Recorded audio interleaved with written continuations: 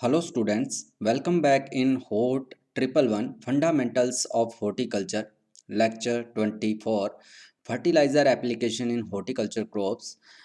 In this lecture, I will cover what is fertilizer, types of fertilizer like inorganic or organic fertilizer, different fertilizers and their nutrient content, time of fertilizer application, methods of fertilizer application like broadcasting, band placement, ring placement, foliar application, starter solution, fertigation, etc.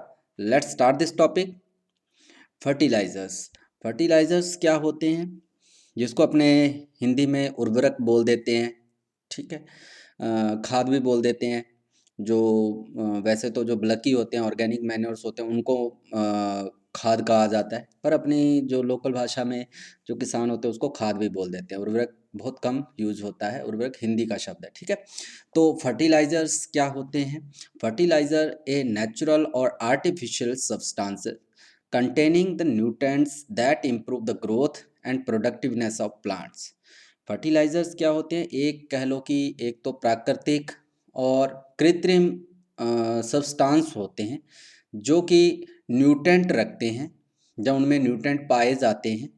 ठीक है, पोषक तत्व पाए जाते हैं जो पौधे की वृद्धि और जो उसकी उत्पादकता होती है उसको बढ़ाते हैं, इम्प्रूव करते हैं, मतलब उसमें सुधार करते हैं।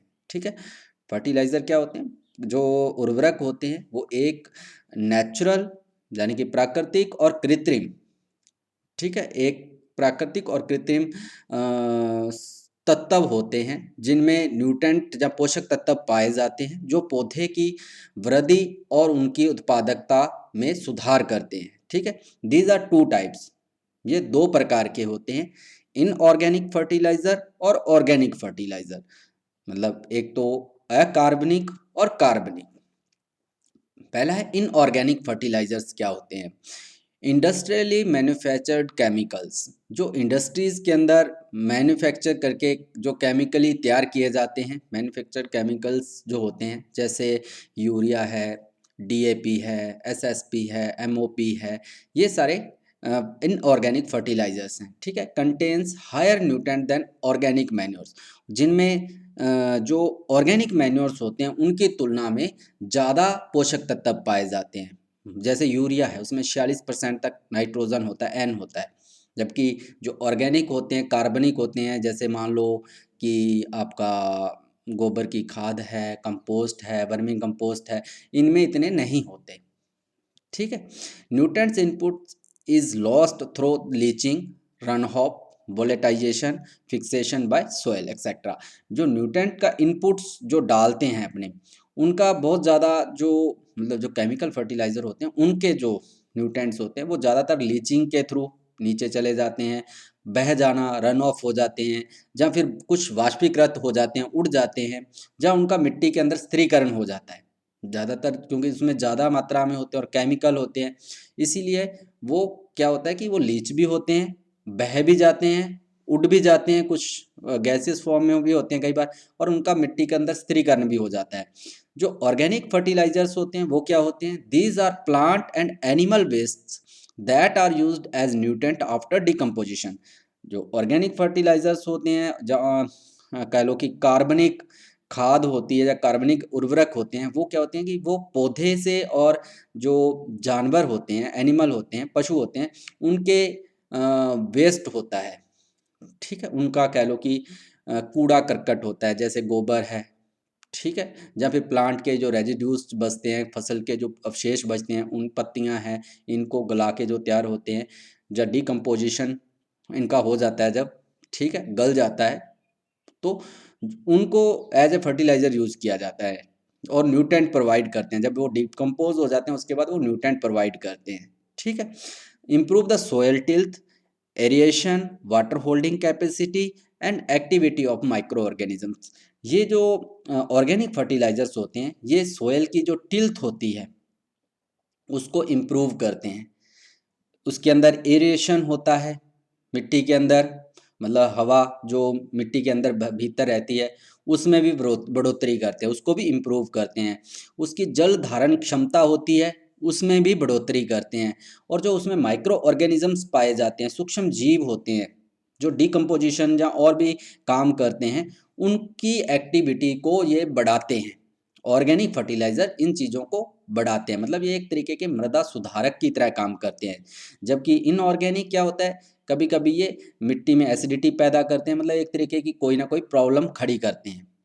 और ऑर्गेनिक फर्टिलाइजर ज़्यादातर सेफ होते हैं। फिर है where to apply manures. Manures हैं वहाँ कहाँ पे देने चाहिए, मतलब कहाँ पे उनकी एप्लीकेशन करनी चाहिए।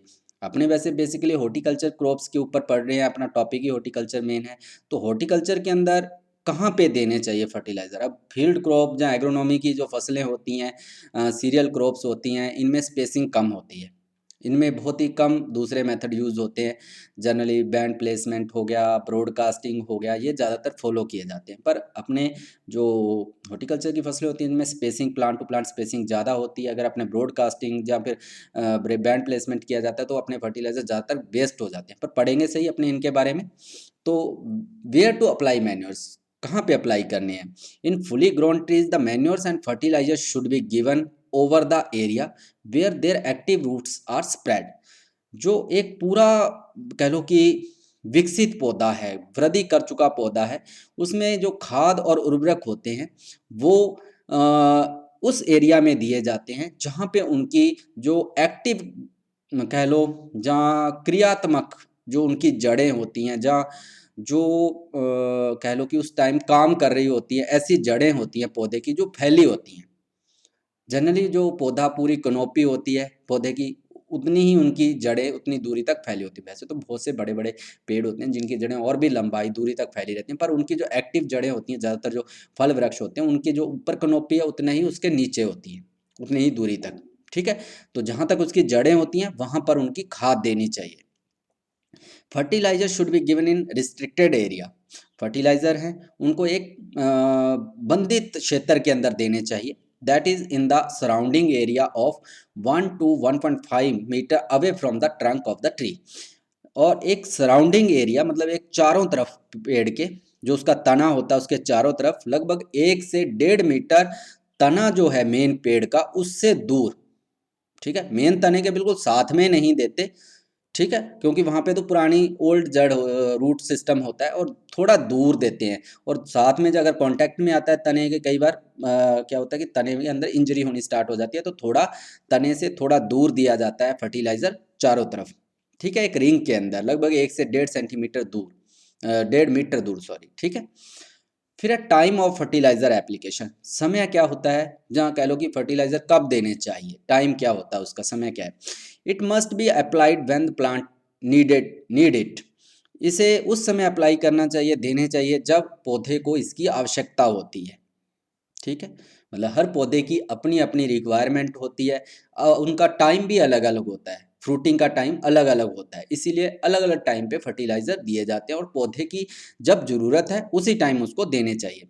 Timing depend on the type of fertilizer and climate. जो टाइमिंग है वो डिपेंड करती है कि फर्टिलाइजर किस प्रकार का है। ठीक है, ऑर्गेनिक है, इनऑर्गेनिक है, जहाँ फास्फोरिक है, फास्फोरस दे रहे हो, जहाँ नाइट्रोजन दे रहे हो, पोटास दे रहे हो। ठीक है, जहाँ बोरॉन, कैल्शियम, कौन सा फर्टिलाइजर दे रहे हो, जहाँ फिर क्लाइमेट उस टाइम कौन सा है, सर्दी है, गर्मी है, जहाँ फिर रेनी सीजन बरसात बरसात वाला है, इस चीज़ों पे डिपेंड करता है। Fruit tree require more nutrient at the emergence of new flushes and differentiation of floral buds। Fruit tree जो होता है, फल वृक्ष होता है, उसको उस समय ज़्यादा पोषक तत्वों की आवश्यकता होती है जब वो नई उसमें फ्लोवरिंग हो रही होती है, जहाँ फ्लोवर बड डिफ्रेंशिएशन होता है, फूल वाली कली का विभेदन होता है, मतलब फूल कली बननी स्टार्ट होती है। उस समय जब फूल जब आते हैं उस समय उसको ज़्यादा न्यूट्रेंट की आवश्यकता होती है। Utilized more during the course of fruit development. और उस समय सबसे ज़्यादा वो उस यूटिलाइज करता है, उपयोग में लेता है न्यूट्रेंट्स को, जब फल विकसित हो रहा होता है। ठीक है, nutrient should be available to them in February March. Nutrients हैं उनको फरवरी मार्च के अंदर उपलब्ध होने चाहिए। So it would be better to apply them in October November to be available to the tree in February March. इसीलिए ये अच्छा रहता है कि अक्टूबर नवंबर के अंदर उनको फर्टिलाइजर दिए जाए, जिससे उन्हें फरवरी मार्च के अंदर वो फर्टिलाइजर मिल जाए। ठीक है, मतलब अगर पौधे को फर्टिलाइजर फरवरी मार्च के अंदर फ्लोवरिंग हो रही है किसी पौधे की, तो उसको फर्टिलाइजर अक्टूबर नवंबर के अंदर दिए जाते हैं। और वैसे ये पौधे के ऊपर डिपेंड करता है कि कौन सा पौधा फल वृक्ष है, उसकी कब फ्लोवरिंग है, उससे पहले उसमें फर्टिलाइजर दिए जाते हैं। ठीक है, फिर है nutrient content of organic manures. Nutrient content जो ऑर्गेनिक मैन्योर्स होते हैं या ऑर्गेनिक फर्टिलाइजर्स होते हैं उनके अंदर कितने होते हैं। पहला है बल्कि ऑर्गेनिक मैन्योर्स, मतलब भारी जो भी होते हैं उनके अंदर, जैसे कैटल डंग है, कह लो कि गोबर है, इसमें नाइट्रोजन जो है 0.40% होती है। पोटाश कह लो, सॉरी फास्फोरस 0.20% होती है, और इसमें पोटाश 0.17% होती है। पोल्ट्री मैन्योर्स जो मुर्गी की खाद होती है उसमें 3.03% नाइट्रोजन, 0.63% फास्फोरस, 1.40% उसमें पोटाश। फार्म यार्ड मैन्योर जो गोबर की खाद, अच्छी सड़ी हुई गोबर की खाद होती है, उसमें 0.50% nitrogen, 0.25% phosphorus, 0.50% potash.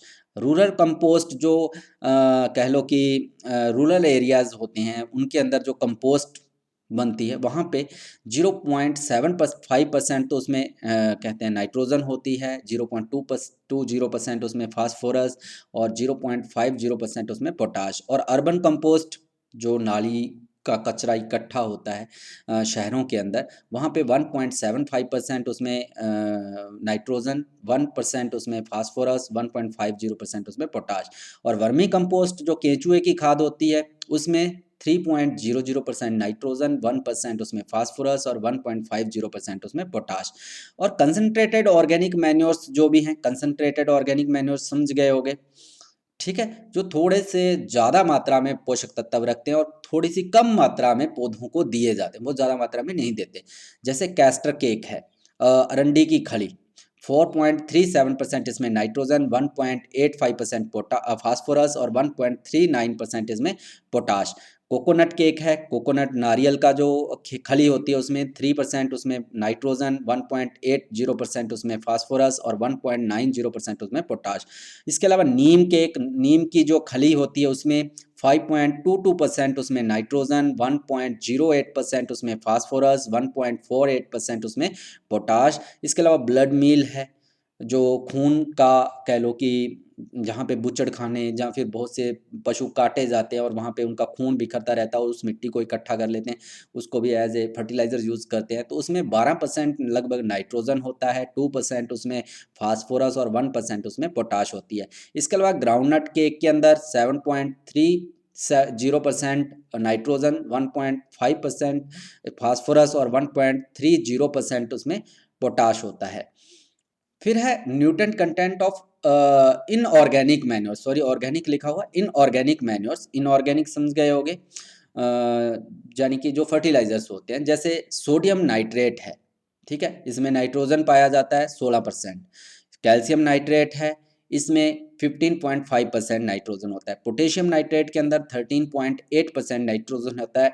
Anhydrous ammonia के अंदर 82% नाइट्रोजन होता है। और यूरिया 46%, आपको पता ही है 46% इसमें नाइट्रोजन होता है।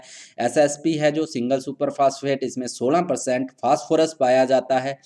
और इसके अलावा डबल सुपर फास्फेट है, इसमें 32%, और ट्रिपल सुपर फास्फेट में 46 से 48% फास्फोरस पाया जाता है। इसके अलावा एमओपी है, म्यूरेट ऑफ पोटाश, इसमें 60% तक फास्फोरस पाया जाता है। मेथड्स ऑफ फर्टिलाइजर एप्लीकेशन, मतलब खाद देने के कौन कौन से तरीके हैं या विधियां कौन सी हैं। पहला है ब्रॉडकास्टिंग, बहुत ही कॉमन सी विधि है, सभी जानते हैं। जो पहली पहली पिक्चर अपने जो पहली टैग थी, फोटो लेक्चर स्टार्ट किया था आपने, वहाँ पे जो फोटो आ रही थी वो ब्रॉडकास्टिंग की थी। ब्रॉडकास्टिंग मतलब छिड़क कर देना, जब भुरक कर कह लो, हाथ से छिड़कना, ठीक है, एक खड़ी फसल के अंदर। फर्टिलाइजर इन सॉलिड स्टेट और ग्रेनुलस और dust are spread uniformly over the entire field. Fertilizer जो सॉलिड स्टेट्स के अंदर होते हैं, मतलब कह लो कि ठोस अवस्था में होते हैं, या फिर दानेदार होते हैं, या फिर धूल के रूप में होते हैं, उनको पूरे क्षेत्र के अंदर एक जैसा फैला दिया जाता है। लीचिंग लॉस में भी मोर, इसमें लीचिंग लॉस बहुत ज़्यादा होता है क्योंकि फर्टिलाइज़र ऐसी जगह पे भी गिरते हैं जहाँ पे फसल नहीं होती। ठीक है, इसके अलावा डिसएडवांटेजेस क्या हैं इसकी, नुकसान क्या है। Some of the elements like phosphorus and potash do not rapidly move in the soil, therefore surface application में not be available to the trees specially in drier tracts. क्या होता है कि कुछ एलिमेंट्स जैसे फास्फोरस है, पोटाश है, nitrogen नहीं, फास्फोरस पोटाश है, ये बहुत जल्दी तेजी से मूव नहीं करती सोयल के अंदर, गति नहीं करती। मतलब जहाँ पे ये गिरी हुई है ना, वहाँ से वो पौधे तक नहीं पहुँचेगी, मूव नहीं होगी, बहुत ही स्लो मूव होती है। तो इसीलिए जब डीएपी या सॉरी एसएसपी और जहाँ फिर अपने कोई ऐसा फर्टिलाइज़र जो पोटाश वाला एमओपी है, इसको अगर अपने छिड़क कर देते हैं और जो खाली जगह पे गिर जाता है तो पौधे तक पहुँच नहीं पाता, मूव नहीं होता। जबकि नाइट्रोजन और ये चीज़ मूव कर जाती है, तेज़ी से मूव करती है और खाली जगह पे पड़ा होता है। और कभी-कभी क्या होता है कि अपने जब ज़मीन सूखी होती है, उस टाइम जो खाली ट्रैक के अंदर जहाँ लाइन के अंदर पड़ा रह जाता है फर्टिलाइज़र, वो पौधों को मिल नहीं पाता, अवेलेबल नहीं हो पाता। ठीक है, इसके अलावा leads to accumulation of potassium in surface soil beyond detrimental level causing injury to plants. इसके बाद अलावा क्या होता है कि जो पोटेशियम होता है, इन ये इकट्ठा हो जाता है सरफेस के अंदर, मिट्टी की सरफेस के अंदर, जो कि एक पौधे के लिए एक कह लो कि इंजरी पैदा करता है, मतलब पौधे को नुकसान करता है।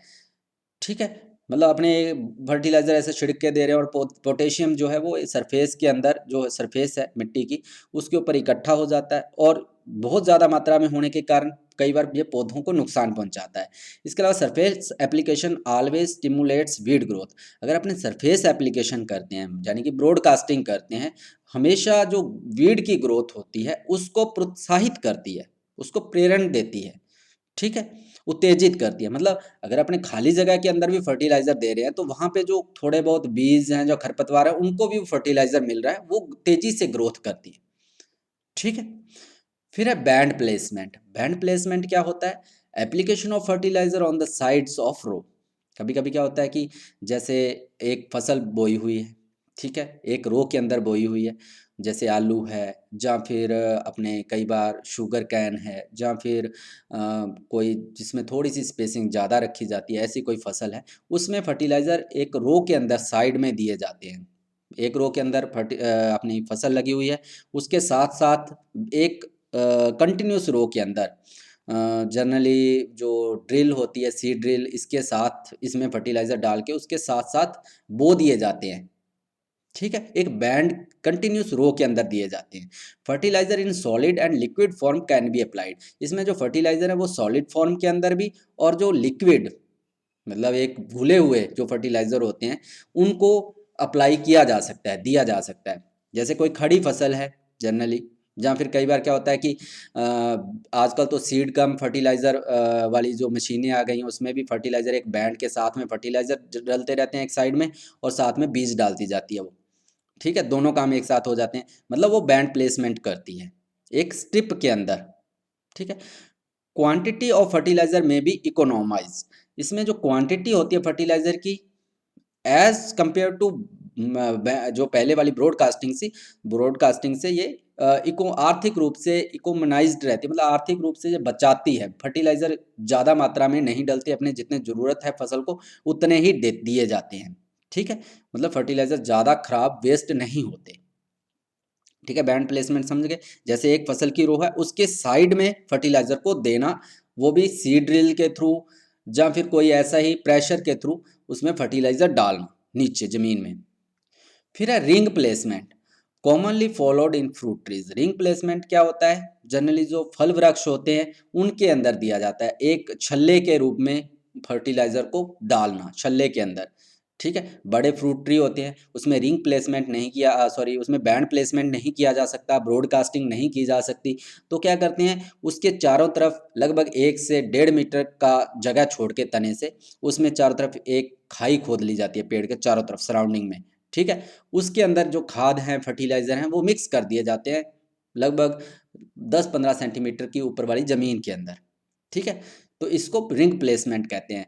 Fertilisers are applied in a rings encircling the trunk of tree extending the entire canopy, जितनी पौधे की कनोपी होती है उतनी लंबाई चौड़ाई तक पौधे की, जितनी कनोपी ऊपर है उतना ही दूरी तक पौधे की, ठीक है, चारों तरफ एक रिंग बना ली जाती है, उसमें फर्टिलाइजर दिए जाते हैं।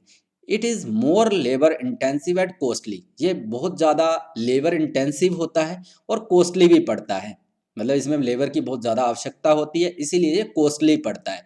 क्यों? अब देखो, पहले अपने बैंड प्लेसमेंट पढ़ा था, बैंड प्लेसमेंट में क्या था कि अपने उसमें फर्टिलाइजर मशीन के थ्रू दे सकते हैं, ठीक है, बहुत जल्दी दिया जा सकता है, क्योंकि एक सीड ड्रिल से एक सीधी लाइन खींचनी है अपने को, बहुत जल्दी हो जाएगा। इसमें क्या कि पहले तो वो फर्टिलाइजर देने के लिए उसके तरफ तो चारों तरफ एक रिंग बनाएगा और रिंग बना के उसमें फर्टिलाइजर मिक्स करेगा। ये ज़्यादातर लेबर से ही काम किया जा सकता है, ना कि इसमें मशीनें ज़्यादातर यूज नहीं होती, ठीक है, हाथ से ही देने पड़ते हैं, इसलिए ये कॉस्टली पड़ता है। फिर है foliar application. Fertilizers are applied in liquid form as foliar spray. आजकल बहुत से फर्टिलाइजर हैं जिनको आपने फोलियर स्प्रे के रूप में दिया जा सकता है, बहुत से जैसे नाइट्रोजन, फास्फोरस और इनकी एक कह लो कि मिक्सचर के रूप में भी आते हैं, जिनको अपने पौधे के ऊपर छिड़काव करते हैं। इसके अलावा यूरिया का अपने 1% से लेके 4% तक की जो फोलियर स्प्रे कर सकते हैं, उसको घोल के उसका छिड़काव किया जाता है, वो फोलियर एप्लीकेशन कहलाती है, मतलब पर्णीय छिड़काव, पत्तियों के ऊपर फर्टिलाइजर देना घोलकर, वो पौधों को बहुत जल्दी उपलब्ध हो जाते हैं न्यूट्रिएंट्स, ठीक है, इसके थ्रू। और पर कुछ फर्टिलाइजर जैसे पोटाशिक फर्टिलाइजर है, ये दिए नहीं जाते क्योंकि ये पत्तियों को इंजरस भी कर देते हैं। पत्तियां कई बार क्या होता है कि पोटाश के कारण ऊपर से जल जाती हैं, तो फर्टिलाइजर जो कुछ ही फर्टिलाइजर दिए जा सकते हैं फोलियर एप्लीकेशन के through. They are easily absorb by leaves, ये आसानी से पत्ती के द्वारा सोख लिए जाते हैं। Fertilisers are applied in a very low concentration tolerable to the leaves. Fertilizer जो दिए जाते हैं बहुत ही कम कंसंट्रेशन, जहाँ सांद्रता के होने चाहिए, जहाँ दिए दिए देते हैं जो कि पौधे की पत्तियां सहन कर सकें, जिनको पौधे की पत्तियां सहन कर सकें, मतलब ज़्यादा कंसंट्रेशन होगी, मैंने 4 तक बताया यूरिया का, इससे ज़्यादा रहती है किसी भी फर्टिलाइजर की, वो पत्तियों को नुकसान पहुंचा सकती है। Recommended when the nutrients are required in small quantity, तब ये इसको रिकमेंड किया जाता है, अनुशंसित किया जाता है, जब अपने जो न्यूट्रिएंट्स हैं उनको बहुत ही कम मात्रा में देना होता है, ठीक है, कम मात्रा में देने होते हैं, तभी इनको दिया जाता है और ये तुरंत पौधे के अंदर प्रभाव डालती हैं। फिर है स्टार्टर सॉल्यूशंस। स्टार्टर सॉल्यूशन क्या होते हैं? Liquid form of fertilizer application, ये भी एक तरीके के जो लिक्विड घुलनशील फर्टिलाइजर होते हैं उनको एप्लीकेशन की जाती है ऐसे स्टार्टर सॉल्यूशन के रूप में। Seedlings and propagules are kept immersed up to their root system for varying duration in starter solution. जो सीडलिंग्स होती हैं, जैसे कोई नर्सरी से अपने पौधा लेके आए, मान लो कोई सब्जी की पौध है, कोई ऐसी ही पौध है जिसको अपने अभी मेन फील्ड में शिफ्ट करना है, ट्रांसप्लांट करना है, तो उससे पहले उनकी जड़ों को एक सॉल्यूशन, फर्टिलाइजर का सॉल्यूशन के अंदर डिप करके उसके बाद उसको लगाते हैं, जिससे वो कुछ मात्रा में उस स्टार्टर सॉल्यूशन को उसकी जड़ें अब्जॉर्ब कर लेती हैं और जैसे ही उसको लगाया जाता है वो तुरंत प्रभाव दिखाता है अपना और पौधा अच्छा स्टेब्लिश और अच्छी ग्रोथ करता है। The starter solution is prepared either by dissolving concentrated fertilizer mixture at a concentration not exceeding 1%। Starter solution जो बनाया जाता है उसमें जो फर्टिलाइजर मिक्सचर घोला जाता है वो बहुत ज़्यादा नहीं, ओनली 1% से भी ज़्यादा नहीं होना चाहिए, मतलब 1% उसकी कंसंट्रेशन है, उससे भी कम होनी चाहिए उसकी कंसंट्रेशन। बहुत ज़्यादा अगर कंसंट्रेशन में रखते हैं तो जड़ों को नुकसान पहुंचता है। जैसे मान लो कि अपने कोई फसल लगी हुई है, स्टार्टर सॉल्यूशन तब देते हैं जब पौधे की सीडलिंग से निकलता है, छोटा सा पौधा सीडलिंग होती है, उस टाइम उसको देते हैं जिससे कि उसकी जड़ विकसित हो सके और पौधा अच्छी ग्रोथ करे आगे, इसलिए उसको स्टार्टर सॉल्यूशन दिया जाता है, ठीक है, और लिक्विड फॉर्म में जनरली देते हैं।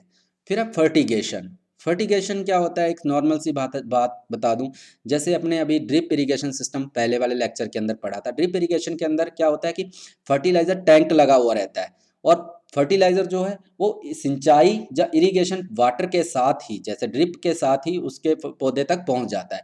ये जो प्रक्रिया है वो फर्टिगेशन कहलाती है, ठीक है, यानी कि सिंचाई के साथ फर्टिलाइजर देना फर्टिगेशन कहलाता है। Application of fertilizer in irrigation water in either open or close system. जो फर्टिगेशन है वो क्या होता है कि खाद या उर्वरक देना सिंचाई पानी के साथ, जहाँ तो ओपन कंडीशन के अंदर, या फिर क्लोज सिस्टम के अंदर, बंद सिस्टम के अंदर, जैसे मान लो क्लोज सिस्टम क्या होता है, जो ड्रिप इरिगेशन सिस्टम है, ठीक है। ड्रिप इरिगेशन सिस्टम में क्या होता है कि सारे पाइपों के थ्रू पानी अंदर अंदर जाता है। और ओपन के अंदर क्या होता है, कभी कभी क्या होता है कि जो किसान क्या करते हैं, जो ट्यूबवेल या बोरवेल या उनका सिंचाई वाली मेन चैनल होते हैं, वहां पे फर्टिलाइजर रख देते हैं और धीरे धीरे वो पौधे तक जाता रहता है, घुल घुल के पौधों तक पहुंचता रहता है। कोई फ्लड विधि से लगा रहा है, कोई क्यारी के थ्रू पानी लगा रहा है, तो वो पौधों को मिलता रहता है। ये ओपन हो गया। क्लोज के अंदर जैसे ड्रिप इरिगेशन सिस्टम है वहां पे, ठीक है। Nitrogen and sulphur are the principal nutrients are applied. जो नाइट्रोजन है और सल्फर है, एक प्रिंसिपल न्यूट्रिएंट्स हैं जिनको जनरली फर्टिगेशन किया जाता है, या फर्टिलाइजर मतलब पानी के सिंचाई के साथ दिया जाता है। ऐसे कुछ ही न्यूट्रिएंट्स हैं, जैसे पिक्चर में भी आपको दिखाई दे रहा है, ठीक है। फर्टिलाइजर एक पाइप के थ्रू दिए जा रहे हैं। इसके अलावा phosphorus fertilizer are less common because of formation of precipitate takes place with high calcium and magnesium containing water. Phosphorus और फर्टिलाइजर्स जो होते हैं वो बहुत ही कम यूज़ किए जाते हैं फर्टिगेशन के लिए, क्योंकि इनमें एक कह लो कि तलछट कह लो, जहाँ एक तरीके का ये जम जाता है उसके अंदर, क्योंकि इसमें कैल्शियम और मैग्नीशियम बहुत ज़्यादा मात्रा में होता है पानी के अंदर, ठीक है। जब घुलता है तो कैल्शियम और ये एक तलछट बनाता है, ठीक है। तो ये जितने भी आपका ड्रिप इरिगेशन सिस्टम जहाँ है, ये थोड़ा सा चोक होने का डर रहता है, इसलिए जनरली जो फास्फोरस फर्टिलाइजर है उनको फर्टिगेशन के लिए यूज़ कम किया जाता है। ऐसे नहीं कि किया ही नहीं जाता, बहुत ही कम करते हैं। इसके बाद एडवांटेजेस क्या हैं इसकी फर्टिगेशन की। Nutrients specially nitrogen can be applied in several split doses at the time of greatest need of the plant. जो न्यूट्रिएंट्स हैं स्पेशली जैसे नाइट्रोजन की आवश्यकता होती है पौधे को अलग अलग समय के ऊपर, उसकी जैसे ही उसकी आवश्यकता है उस टाइम उसको एक स्प्लिट डोज के हिसाब से, मतलब अभी इतना सा फर्टिलाइजर दिया, उसको लीच ना हो उतना सा दे दिया, पौधे ने ऑब्जर्व कर लिया, थोड़े टाइम बाद फिर से उसको नाइट्रोजन दे दिया, फिर पौधा थोड़ा और ऑब्जर्व करेगा, मतलब अपना फर्टिलाइजर वेस्ट भी नहीं होगा, लीच भी नहीं होगा। अगर आप ज़्यादा मात्रा में दे दे, मिट्टी में पड़ा रहेगा तो ज़्यादा टाइम वो पड़ा नहीं रहेगा, वो लीच हो जाएगा, जहाँ वेपोराइज हो जाएगा, ठीक है। तो जब पौधे को आवश्यकता है उतने ही फर्टिलाइजर उसको दिए जा सकते हैं स्प्लिट डोज के अंदर, टुकड़ों के अंदर। Nutrients is mixed with water and applied directly near the root zone as such higher use efficiency. जो न्यूट्रिएंट्स होते हैं उसको पानी के साथ मिक्स करके दिया जाता है, सिंचाई के साथ ही देते हैं, जिससे जो न्यूट्रिएंट्स होते हैं वो सीधा पौधे की जड़ क्षेत्र के अंदर चले जाते हैं, और इससे उनकी जो एफिशिएंसी होती है यूज करने की, इससे ज़्यादा हो जाती है, कि मतलब पौधा ज़्यादा से ज़्यादा मात्रा में न्यूट्रिएंट्स को यूज कर लेता है, बहुत ही कम वेस्ट होते हैं। इसके अलावा cost on labour is saved. जो कोस्ट जहाँ कह लो कि खर्चा होता है श्रमिकों के ऊपर वो बच जाता है। अब ब्रॉडकास्टिंग करना है, बैंड प्लेसमेंट करना है, रिंग प्लेसमेंट करना है, कोई ऐसा ही कोई और विधि से अपने फर्टिलाइजर देने हैं, तो उसके ऊपर जो आदमियों की आवश्यकता होती है वो बच जाती है। अपने फर्टिलाइजर तो एक सिंचाई तो करनी करनी है, उसके साथ ही फर्टिलाइजर दे दिए जाते हैं, तो इसके थ्रू। फिर है ट्री इंजेक्शन। ट्री इंजेक्शन क्या होते हैं, कभी कभी क्या होता है कि कुछ पौधों के अंदर कुछ स्पेशल पोषक तत्वों की कमी हो जाती है, बड़े बड़े पेड़ों के अंदर भी, तो उनको डायरेक्ट इंजेक्शन के थ्रू दिए जाते हैं, ठीक है। इंजेक्शन कुछ ऐसे ही होते हैं जैसे अपने इंसानों के अंदर लगाए जाते हैं, कुछ वैसे ही होते हैं, पर हाँ ये स्लो रिलीजिंग होते हैं, एकदम से ऐसे नहीं कि लगाया और ख़त्म इंजेक्शन लग गया 1 मिनट सेकंड के अंदर, ऐसा नहीं। इसमें उसके ऊपर रबड़ बैंड चढ़ा दिए जाते हैं, एक उसके तने के अंदर सुई को चुभा के उसके ऊपर रबड़ बैंड चढ़ा देते हैं, कि धीरे धीरे जैसे जैसे उसका जो उसमें सैप का फ्लो है वो चलता रहेगा, स्ट्रीम्स है वो चलती रहेंगी, वो अपने आप ही उस न्यूट्रिएंट्स को खींचता रहेगा और इंजेक्शन लगता जाएगा, उसके अंदर न्यूट्रिएंट्स जाते रहेंगे। कम से कम 2 दिन के अंदर, 1 दिन 2 दिन या कुछ घंटों के अंदर वो इंजेक्शन खत्म होता है, लगता है, ठीक है। जैसे पिक्चर में दिखाई दे रहे हैं, कुछ और भी सिस्टम है, इसमें बहुत ज़्यादा प्रेशर से भी दिए जाते हैं, ठीक है। धीरे धीरे ये चलते रहते हैं। Direct injection of essential nutrients into the tree trunk. जो एसेंशियल न्यूट्रिएंट्स हैं, आवश्यक न्यूट्रिएंट्स हैं, उनको सीधा पेड़ के तने के अंदर दिया जाता है। Iron salts are injected into chlorotic trees that are known to suffer from iron. जो आयरन साल्ट है उसको जो क्लोरेटिक ट्रीज होता है जिसमें ये कमी शो करता है पौधा, तो उनके अंदर सीधे इंजेक्शन के थ्रू दिए जाते हैं, ठीक है। जो आयरन की कमी जिन पौधों के अंदर होती है, इंजेक्शन के थ्रू उनमें आयरन साल्ट को इंजेक्ट किया जाता है। पिक्चर से आप समझ गए होंगे इंजेक्शन जैसे, ठीक है, वो वाली बात भी है। जैसे आप समझते हो कि लौकी को रात रात में लोग बड़ा कर देते हैं इंजेक्शन लगा के, सेम कंडीशन होती है। वैसे ही पौधों, बड़े पेड़ों के अंदर भी इंजेक्शन लगाए जाते हैं। ठीक है, तो थैंक यू।